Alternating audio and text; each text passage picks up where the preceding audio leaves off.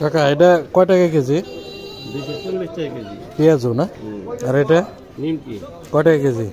ওটা 160। আর চপ 5 টাকা পিস না? 5 টাকা পিস। আর এটা পোয়া কত?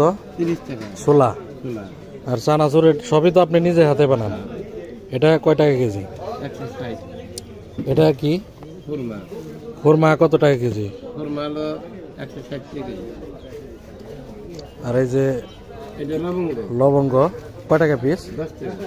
10 টাকা পিস। সবই নিজের হাতে বানান না? সারাদিনই করেন নাকি কাকা? না, বেলা 12 চলে, রাত্রি 7:30 8টা।